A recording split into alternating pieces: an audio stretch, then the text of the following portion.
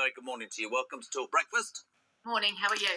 I'm all right. I haven't got long. I'd love to have more time. I just nearly dropped the newspaper this morning when I read this. Councils are for the first time to receive guidance on how to create streets that are safer for women and girls. This is a Labour initiative. The guidance being finalised is expected to tell councils they need better lighting, CCTV, and replace dark underpasses with street-level crossings. I think what the Pink Ladies might, I suspect, say is, we know why so many women in this country in certain areas don't feel safe, and that's because this country is allowing criminal men in who are not vetted, who then attack our women. Would that be inaccurate or true? I think that's probably accurate. So if you are going to say that women, and apparently the stats are that 9 out of 10 women don't feel safe on the streets of this country, if you're going to let in over 63,000 unvetted men since you've been into power, Labour, what do you expect? So, you know, you've got these men coming over, and even if 95% of those men, Jeremy, were decent human beings,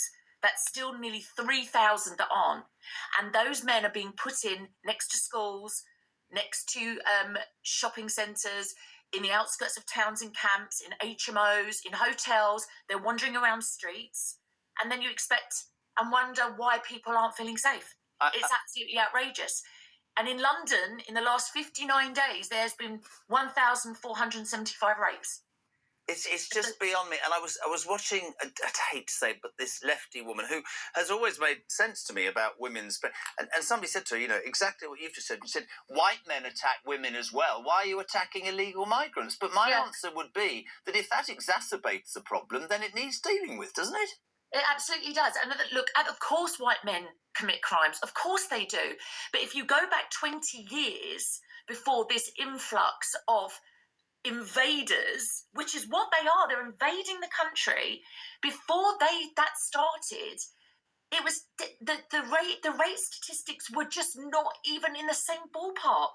So whilst of course white Indigenous men commit sexual offences, of course they do, but it has quadrupled, much more so, and it's happening every day.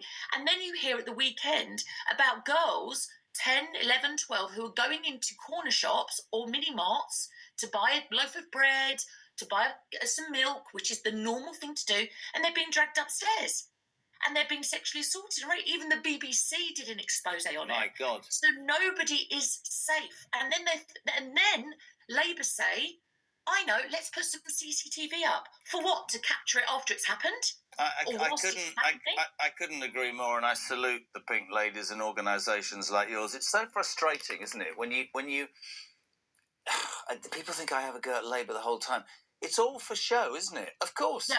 Better lighting, CCTV, replacing dark underpasses. Of course I want women to be safe, but why can we not have a conversation about one of the real issues? I remember in Epping, the council, bless them, stood up and said, we're not having these people in that migrant hotel. Everybody applauded. Our own government took that council back to court because, in the words of their KC, the rights of migrants are more important than the rights of local women and children.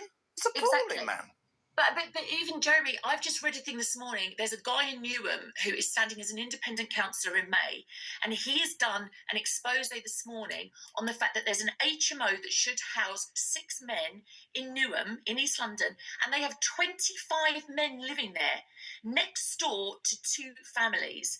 And there is nobody that you can go to complain because nobody listens. And these men may have well been, you know, kicked out of hotels because they didn't get their asylum approved. Yeah. And then they just disappear. They disappear and then they go and live in areas and communities next door to schools and kids. It is not okay. It has got to be dealt with. And putting on patrols and putting on lights and CCTV is not going to deal with the problem.